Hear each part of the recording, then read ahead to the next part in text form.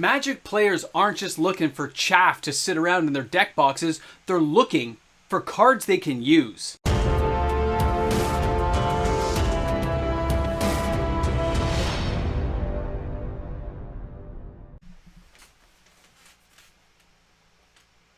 Most Magic players I know don't like to overspend on a card for fear that it's going to get reprinted. So what you need to find is a card that you can use, has playability, and even if it gets reprinted, you're not too worried about the price tag.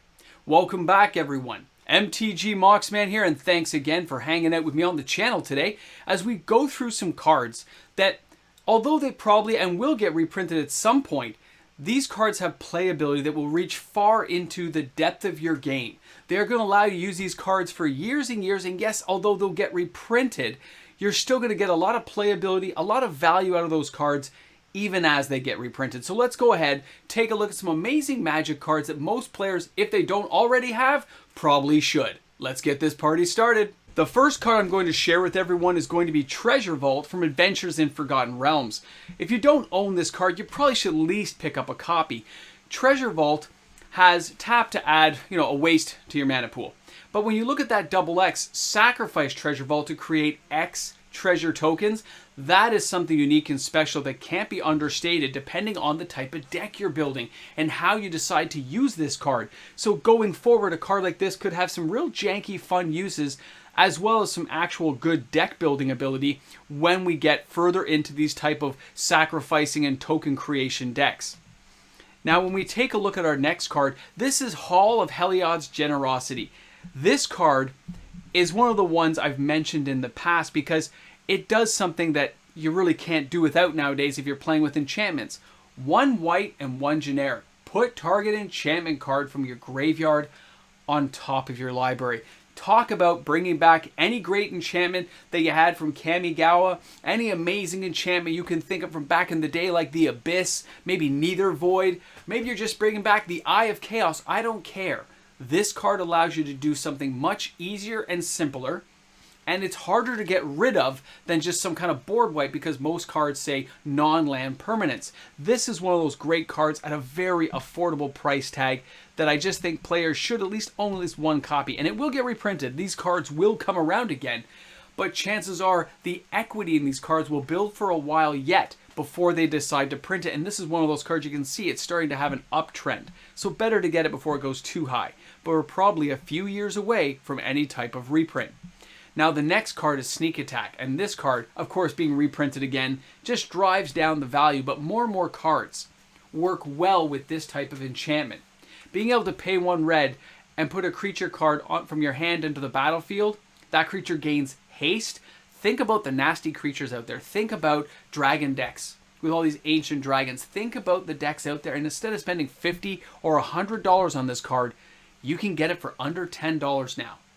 The equity in this card, Wizards will want to be there, so they're going to leave this card around for a long time before it gets another reprint, probably 3 or 4 years at least, which means anyone buying this card at a ground level like this is going to get a lot of play value, a lot of time in that it'll justify the $10 price tag you're paying to get it. It's great. Now the next card is not expensive. I just want to point this one out. This is the Bane of Bala Ged. Alright, not an expensive card, but I need to mention some of these cards because some players forget about them and other players have never seen them.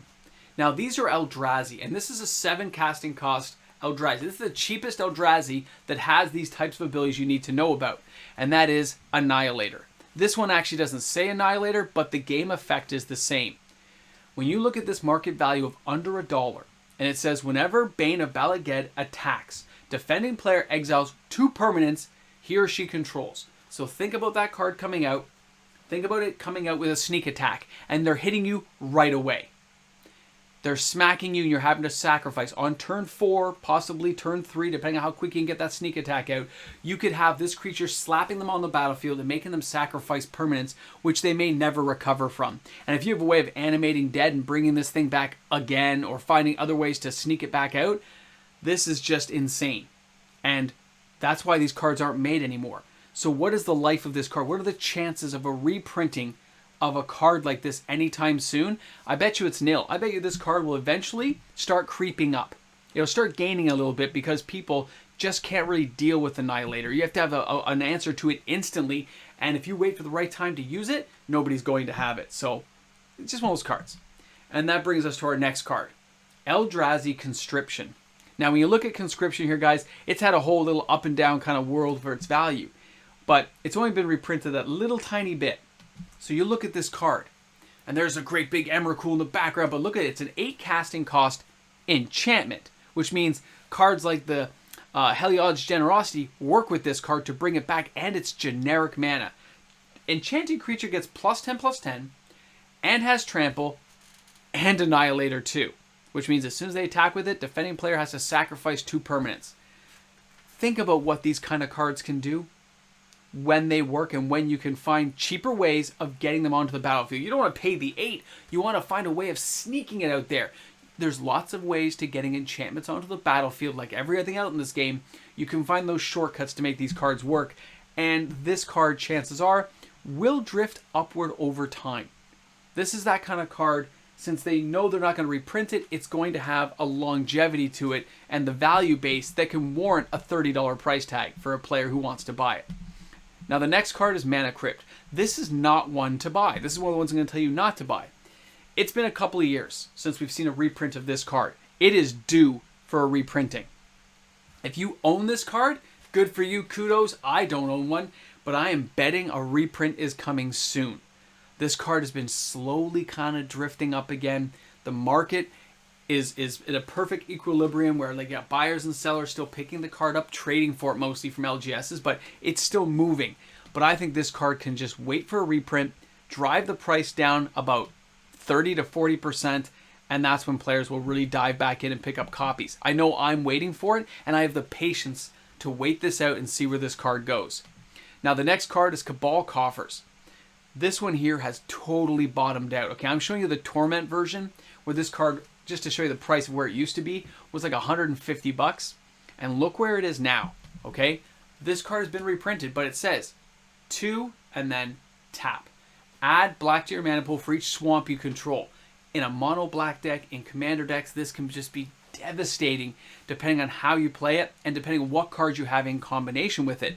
But at a price tag this low, and if Wizards does anything intelligent, like trying to build up the equity inside their cards, they will start hitting other cards and leave this alone and not bother with it, which means the value will drift upward. And I would go for an OG version. Now, our next card here is Urborg, Tomb of Yawgmoth. I'm showing an original Planar Chaos in this case, but look at the value. Look where the card's at. $42. Now, this card has started drifting up again. And there's reasons I'm showing this off, because I think players need to be aware.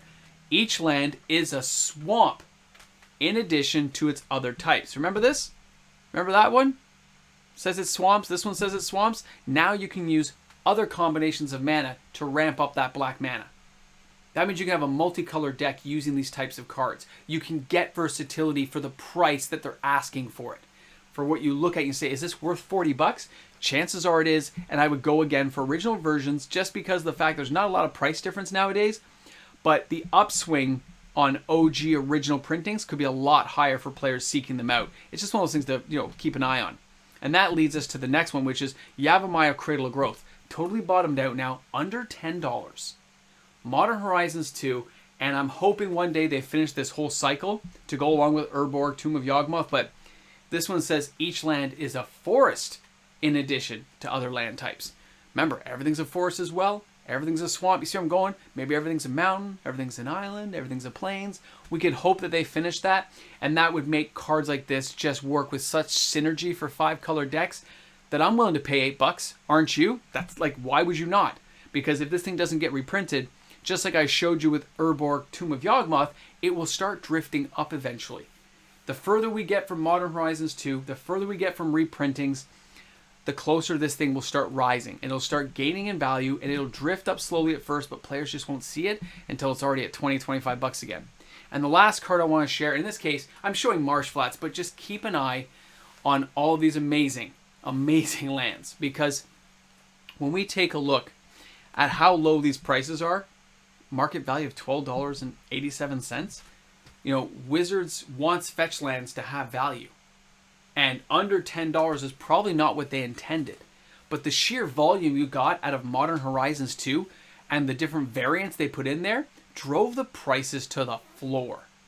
Arid Mesa, Marsh Flats, they've never been cheaper, and that's where we're at with these. And because of that, the value is there for players to enjoy, buy them. As far as Magic cards go, it's cheap and easy to afford. Buying a playset of 4 for 4 different commander decks for other builds you're working on, it just works in so many levels, and all these lands of that type have just been driven down in price. So it's something, if you haven't bought them yet, I think it's probably around the right time to buy.